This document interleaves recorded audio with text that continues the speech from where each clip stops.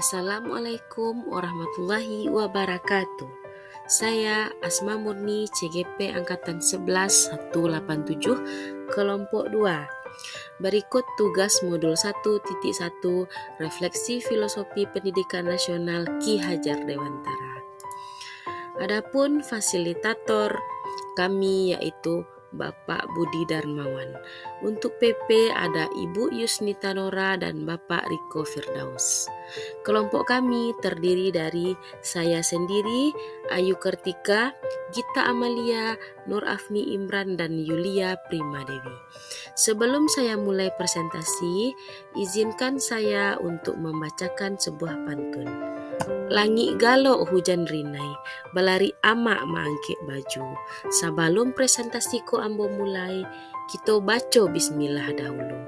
Bismillahirrahmanirrahim. Baiklah, yang pertama, kekuatan konteks sosial kultural di daerah Bukit Tinggi yang sejalan dengan pemikiran Ki Hajar Dewantara. Yang pertama ada nilai gotong royong. Gotong royong sesuai dengan pepatah Minang, barek samo dipikua, ringan samo dijinjang. Kemudian yang kedua, nilai toleransi. Toleransi sesuai dengan pepatah Minang, kababayak bahimbawan, kababuruak bahambawan. Selanjutnya, menuntun di daerah Minangkabau berarti. Yang pertama, peran mama di Minangkabau berarti sesuai dengan pepatah Minang, yaitu anak dipangku, kamanakan dibimbing. Yang kedua, menuntun atau memanusiakan manusia sesuai dengan kodratnya, sesuai dengan pepatah Minang, nan buto paambuh lasuang, nan pakak palapeh badia, nan lumpuh paunyi rumah, nan kuwai pambau baban, nan binguang di surah-surah, nan cadia lawan barundiang. Yang ketiga, menuntun sesuai dengan kodrat zaman, sesuai dengan pepatah Minang, di ma bumi dipijak, di situ langit dijunjung. Yang keempat, nilai religi, sesuai dengan pepatah Minang, adat basandi sarak, sarak basandi kitabullah. Di sini adat sesuai dengan agama, dan agama juga bersendikan dan sesuai dengan adat. Yang kelima, sesuai kodrat alam. Pengalaman merupakan guru terbaik dalam proses pembelajaran, baik bagi murid maupun bagi guru. Hal ini sesuai dengan pepatah, alam tak kambang jadi guru.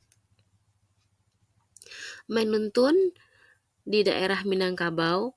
Yang keenam, budi pekerti merupakan perpaduan antara gerak, pikiran, perasaan, dan kehendak atau kemauan, sehingga menimbulkan tenaga. Contoh dalam Minangkabau adalah silat yang di dalamnya terdapat pembentukan karakter, yang biasanya kegiatan ini dilaksanakan di surau, termasuk randai dan berbagai kesenian Minang lainnya. Selanjutnya, keluarga merupakan tempat utama untuk melatih pendidikan sosial dan karakter bagi seorang anak, sesuai dengan peranan bundo kanduang sebagai limpapeh rumah nan gadang. Yang kedua, pemikiran Ki Hajar Dewantara dapat dikontekstualkan sesuai dengan nilai-nilai luhur kearifan budaya daerah asal yang relevan menjadi penguatan karakter bagi murid sebagai individu sekaligus sebagai anggota masyarakat. Pada konteks lokal sosial budaya di daerah Bukit Tinggi. Di antaranya yang pertama, menuntun siswa sesuai dengan kodrat alam dan kodrat zaman. Menuntun siswa memiliki keterampilan abad 21, kritis, kreatif, kolaborasi, dan komunikasi, dan memanfaatkan media digital dalam pembelajaran. Hal ini sejalan dengan pepatah Minang, di ma bumi dipijak, di situ langit dijunjung. Mendidik berarti menuntun murid mengimplementasikan dalam pembelajaran muatan lokal, yaitu mata pelajaran budaya alam Minangkabau, seperti adanya peran mama dan peran bundo kanduang di Minangkabau. Pendidikan adalah persemaian benih budaya. Mengimplementasikan dalam kehidupan sehari-hari kato nan ampe, yaitu adanya kato mendaki, kato mendata, kato manurun, dan kato melereng. Selanjutnya, menanamkan budi pekerti, mengimplementasikan pelajaran budaya alam Minangkabau pada materi sumbang duo baleh dan katonan ampe. Selanjutnya, kemandirian dan merdeka belajar. Kemandirian dan merdeka belajar ini di Minangkabau selaras dengan falsafah A, yaitu alam takambang jadi guru. Selanjutnya, nilai gotong royong. Nilai gotong royong ini bare samo dipikua, ringan samo dijinjang. Selanjutnya yang ketiga, satu kekuatan pemikiran Ki Hajar Dewantara yang menebalkan laku murid di kelas yang sesuai dengan konteks sosial budaya lokal, yaitu penanaman budi pekerti. Penanaman budi pekerti ini sesuai dengan pemikiran Ki Hajar Dewantara yang menebalkan laku murid di sekolah. Falsafah Ki Hajar Dewantara yang diterapkan untuk menebalkan laku murid di kelas yang sesuai dengan konteks lokal sosial budaya daerah setempat adalah penanaman budi pekerti yang sesuai dengan konteks lokal, yaitu sumbang duo baleh. Sumbang duo baleh ini merupakan kejanggalan atau kesalahan dalam melakukan sesuatu perbuatan. Sumbang dua baleh ini terdapat 12, yaitu sumbang dudua, sumbang taga, sumbang jalan, sumbang kato, sumbang caliak, sumbang makan, sumbang pakai, sumbang karajo, sumbang tanyo, sumbang jawe, sumbang bagawa, dan sumbang kurena. Relevansi pemikiran Ki Hajar Dewantara dengan sumbang jawe. Menurut Ki Hajar Dewantara, budi pekerti atau karakter merupakan perpaduan antara gerak, pikiran, perasaan, dan kehendak atau kemauan sehingga menimbulkan tenaga. Budi pekerti itu keselarasan hidup antara cipta, rasa, karsa, dan karya yang dilatih melalui pemahaman kesadaran diri yang baik tentang kekuatan dirinya. Kemudian dilatih mengelola diri agar mampu memiliki kesadaran sosial bahwa ia hidup tidak sendiri dalam relasi sosial sehingga membuat sebuah keputusan yang dapat dipertanggungjawabkan. Nah, pemikiran Ki Hajar Dewantara tadi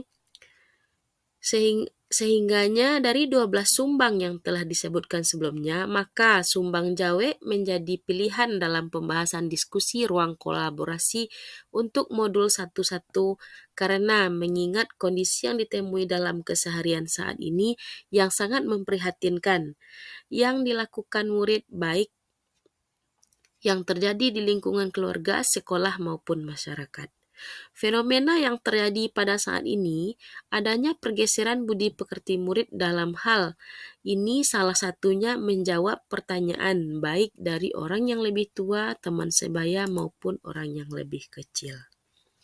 Sumbang jawe. Sumbang jawe dapat diartikan sebagai perilaku sumbang, baik bagi laki-laki maupun perempuan dalam menjawab suatu pertanyaan, yang mana jawaban dari pertanyaan tersebut tidak sesuai dengan etika adat di Minangkabau.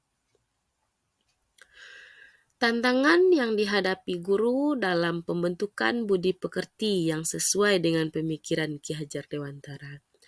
Tantangan yang dirasakan pada guru yang menghadapi generasi murid di abad 21 ini adalah murid yang sulit menerima bahwa dalam berperilaku, terutama dalam menjawab pertanyaan dan berkata di Minangkabau, memiliki sebuah aturan adat yang mengikat, sehingga masih banyak yang melakukan pelanggaran atau yang kita kenal juga dengan sumbang jawe. Aplikasi memperbaiki sumbang jawe dalam pembentukan budi pekerti murid yang relevan dengan Ki Hajar Dewantara. Pemikiran Ki Hajar Dewantara tentang budi pekerti dapat dikaitkan dengan usaha seorang pendidik untuk memberikan teladan, tuntunan, serta dorongan pengajaran fokusnya kepada murid dalam menjawab pertanyaan yang dikenal dalam istilah Minangkabau dengan sumbang jawe. Dalam penerapan Sumbang Jawe ini pada murid, dipadukan dengan pengajaran tentang Sumbang Bakato, karena kedua hal tersebut saling berkaitan satu sama lain dan tidak dapat dipisahkan, mengingat keduanya sama-sama penting dalam berkata ataupun menjawab.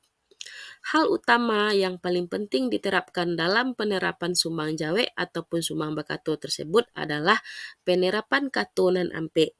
Karena katonan ampe ini merupakan salah satu kunci yang harus diperbaiki oleh murid agar mereka bisa memperbaiki Sumbang Jawe tersebut. Usaha yang dilakukan pada jenjang sekolah untuk memperbaiki Sumbang Jawe serta Sumbang Bakato ini adalah guru dan tenaga kependidikan menjadi contoh bagi siswa dalam menjawe ataupun berkata, karena seorang pendidik adalah teladan panutan bagi murid. Dalam hal ini, guru dan tenaga kependidikan harus berkomitmen dalam menjaga cara bicara baik dalam hal menjawab dan berkata saat di dekat murid. Selain itu, siswa saat ini juga telah diberlakukan mata pelajaran muatan lokal yakni PKBAM.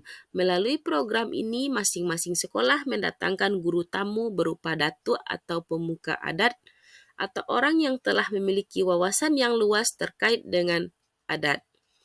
Melalui kegiatan pembelajaran tersebut, diperbaiki Sumbang Jawe ataupun Sumbang Bakato yang dihadapi oleh murid.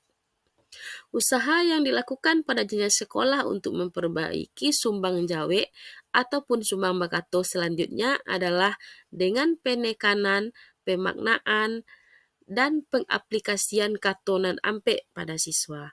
Hal ini ditanamkan oleh guru baik dalam jam pembelajaran maupun di luar jam pembelajaran.